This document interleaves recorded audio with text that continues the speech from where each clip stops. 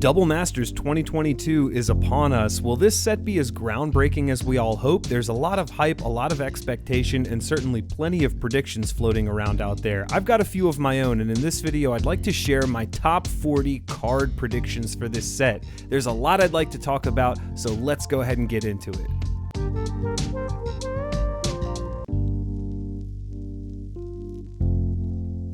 Hello and welcome back to the channel. This is the first of two videos that I'd like to do on Double Masters 2022. In this video, I would like to get right down to it and talk about card predictions. I've got 40 cards that I think would be at home in this set, maybe interesting. We know very little about what the set is supposed to be, what it's supposed to do, draft archetypes, etc. Nevertheless, it's fun to speculate, so these are some cards I think might be at home here. On my next video, I want to talk about the set overall, kind of more of a financial discussion, asking price, box contents, what's going to be in the collector boxes, should you buy now, should you buy later, what's the deal? I'll get into all of that and more in my next video.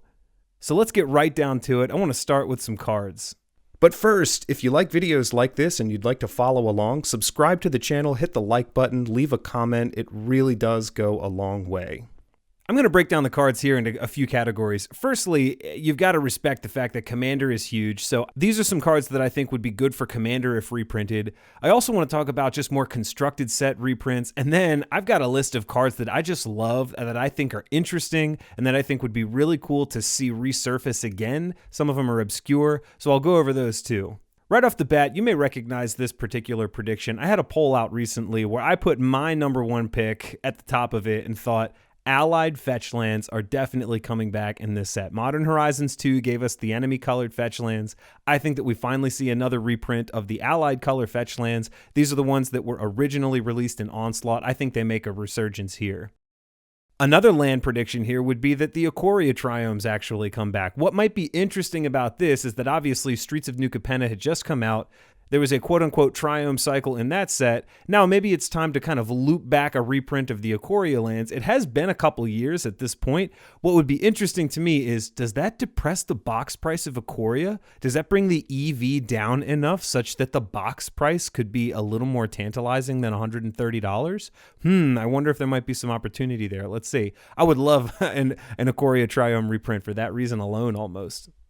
To get into some Commander-specific cards here, Smothering Tithe. It's now or never to reprint Smothering Tithe. If Wizards doesn't reprint it here, I think that they're probably saving it for a secret lair or something else, but I would love to see Smothering Tithe reprinted in here for, Commander players and folks that really want access to this card.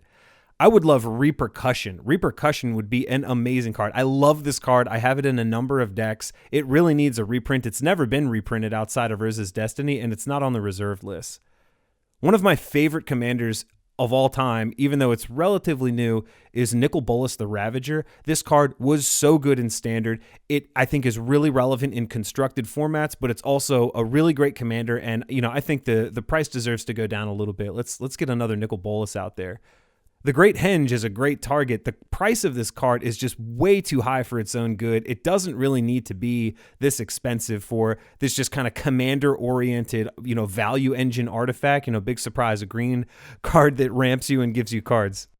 I also think Demonic Tutor could see a reprint. I like that Wizards keeps reprinting this card at least relatively regularly. I think it's worth keeping around and accessible in formats. It's just such a universal card. But on the same token, I wouldn't be surprised if we saw Enlightened or Worldly Tutor also reprinted. These cards really should not be as expensive as they are. They are so straightforward and narrow. It's a 1 mana instant that gets you a card type to the top of your library, likely before the beginning of your next turn.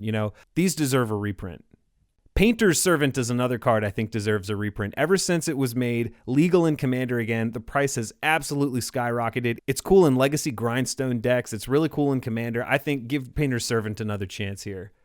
Triumph of the Hordes is another card that I think just would benefit from a reprint. It doesn't need to cost as much as it costs. And also it would be kind of a cool draft win con. That would be really fun to pull in a pack.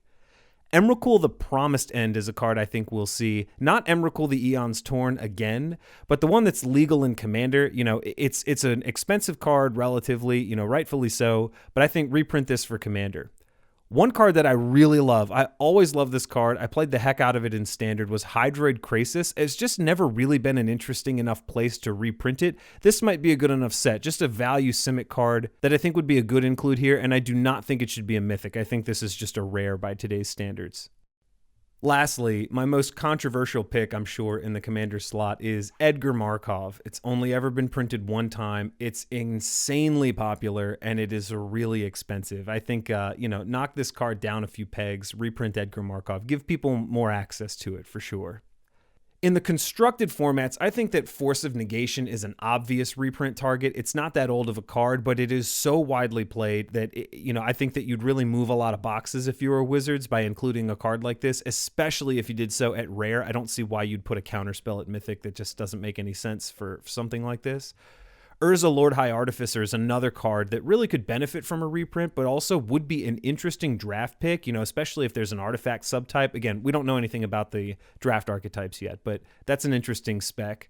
Brazen Borrower is also a card to kind of stay with blue for a moment. I think this is just a really nice powerhouse card. I've always liked the utility of this card. I did not like that it was a Mythic. That was a little selfish to me, I thought. Reprint Brazen Borrower, but make it a rare. Downshift it. Selfless Spirit is a cool card. I like Selfless Spirit. It's a really versatile card in a number of formats. This is definitely not just a Commander card. This shows up elsewhere, but it's not been reprinted, so give Selfless Spirit an include in the set. It might be really interesting. Same deal for Collected Company. I think Collected Company could maybe mix up some form of a draft archetype, but also just, needs a reprint in this particular set. Aether Vial also would benefit from a reprint, just keeping the price down a little bit, but also give people more access to it. I like Monastery Mentor as a possible reprint. This is such a good card. It's such an interesting card, and I don't think that it needs to be as high priced as it is for what it does. Mystic Forge is a pet card of mine. I absolutely love this card. It's not terribly expensive, but maybe if there's some form of a draft archetype that could use an artifact theme or colorless or something of that sort, then this card would be a justifiable reprint, but I just think that there should be more of them, and I'd love to see it knock down a couple bucks. I'd pick up some extras. Two other cards, if you're talking about low to the ground, high power cards, Kroxa and Uro from Theros Beyond Death would be really cool to see reprinted. They haven't been reprinted yet. They're still relatively popular in formats outside of Commander, definitely. It might be interesting to see if these got a reprint, what it would do. Anguished Unmaking would be another interesting target. This is one of my favorite removal spells, and I just loved that they put it in the secret lair with the really cool kind of heavy metal inspired artwork. That was awesome, but I think you could inject this into a draft environment and it would do really well. Another card that would be kind of cool to see is Teferi, Hero of Dominaria. This card was really good in Standard, but it was also one of those rare cards that got very, very expensive, like eclipsed $50 in a Standard environment. It's still a really powerful control finisher, and if that's a draft archetype, I could see this definitely being a justifiable inclusion, but I'd just love to get my hands on more of them. Lastly, an interesting constructed pick is Korvald, Fey Cursed King. This was only available in the Throne of Eldraine Brawl decks, but it took over Standard. It was very popular. It is still played in constructed formats outside of Commander, despite also being a very popular Commander. And I think it would be just interesting to release a non-foil version of this card into a set that could probably benefit from it anyway. The last category here are cards that just personally I really like. I think they're really interesting, and either they're obscure or, just my style. So some of those that I think would be really interesting to see included would be cards like Miri's Guile. This is such a powerful card. It is a 1-mana card advantage machine. A turn 1 Miri's Guile in just about any format sets you up so well to take advantage over your opponent. This would be a really cool card to see included. It's never been reprinted since it was released in Tempest. An interesting pick, I think, would be Timber Protector, or at least cards like this. Like, this gives some tribal support and suggests that maybe tribal could be a thing in this particular set draft archetype, but it also targets things that are relevant like forest. So maybe thinking along those lines, if there's some more expensive tribal support cards like, Vanquisher's Banner or something along those lines, that those could be interesting includes. One card I absolutely love thinking of including here, maybe at rare, but an uncommon would be awesome, is Backfire. This card is from Legends. It's not on the reserve list. I think more people should know about it. I have a bunch of them. I've always liked playing with it, especially in Commander. Blasphemous Act is a popular removal spell, deals 13 damage to every creature. You throw out a Backfire, that person loses the game. It's pretty awesome. Seed Time is an old favorite of mine that I think is probably due for a revival here. And back in the day, it was basically if somebody played a counterspell on your turn and you played this, you got to go again. That was really neat. I think that this would be cool in a draft environment, especially if like Grixis Spellslinger or something along those lines starts to pop up as an archetype. This would be really cool to reprint. Not terribly expensive because it's a little bit narrow, but cool to see. Harsh Justice would be an interesting include. This has not been printed since Portal, and this is an interesting way, kind of in the spirit of Backfire, is like one of those gotcha cards. So, you know, someone attacks you, you play this card, and then after all the damage goes through, it also deals damage to the opponent the same amount. So if they think they're killing you, you could probably kill them with it too. Maybe it's a fun way to draw. Maybe you actually win. Withering Boon is worth a reprint here. Maybe this is really just an uncommon or a common even, but Withering Boon as a black counterspell, I think I like the idea of counterspells being expanded a little bit, and not to stay on this topic for too long, but throwing something like this into a draft environment makes you assume a little bit less. Cards like Withering Boon or things that sort of inject the unexpected into a draft format always make it way more fun. Dark Petition is a card that I think would be cool to see, especially because of the versatility that it has. You know, it's a cool tutor, but it also gives you some mana back and basically becomes a demonic tutor in a way. I just like this type of card, and I think, you know, inject it some more, introduce people to it, you know, whatever works. That Which Was Taken would be a very cool card. This is an awesome political card in Commander, which is, you know, to me kind of neat. But also the divinity counter thing, working with sort of Neon Dynasty, you know, legendary creatures, as well as obviously what it was intended for, the older cards that had the divinity counters. This is something you can use to protect your stuff, someone else's stuff, whatever, wheel and deal. Just kind of an interesting card. I don't think enough people know about it. You know, throw it out there. Phyrexian Altar is a higher end reprint I think would be good to include in this set. It did come out in the last Ultimate Master set. I think putting it in here would do it well. It's yet another like $100 card right now. I really don't think it needs to cost that much money. I would throw one in here. Could help draft. And if you don't want it and you get it, you can let it go for $75 or so. You know, no big deal. Bitter Ordeal is a card that I love. I have a Legacy deck and a Commander deck that use this as a win condition. It is a Verdant Succession sacrifice loop.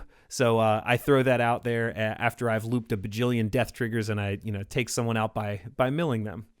Dueling Grounds is a card that has always puzzled me. Why has Dueling Grounds never been reprinted? It's such a generically interesting card. You know, 2 mana, 1 creature attacks, 1 creature blocks every combat. Pretty straightforward. Would be cool in Commander. It's popular in Voltron, obviously. But I think that it's worth a reprint here. It can also help in a draft environment to sandbag somebody that's like really outpacing you. Whim of Volrath would be a cool include. Just a good toolbox card for a lot of different formats. It triggers Prowess. It triggers Magecraft. It triggers anything where casting an instant or sorcery is relevant. Could be kind of interesting. I like the idea of just tweaking colors. You know, you equip swords or something in Commander and you play this card. You can keep reusing it and reusing it to protect yourself. Stranglehold would be a very cool, very oppressive card to include in here. You can't search your library. You can't take an extra turn. That's awesome. I like that card. It penalizes the ramp player or the person who's tutoring for everything or something like that. The fetch land person, you know, it shuts all that stuff off. Very cool. Awakening is kind of interesting as an include. I think in both constructed formats or draft and formats like Commander, it's kind of interesting to throw out a card that just gives everybody a little bit of extra juice, you know, kind of either move the game along or, you know, maybe keep yourself around and survive.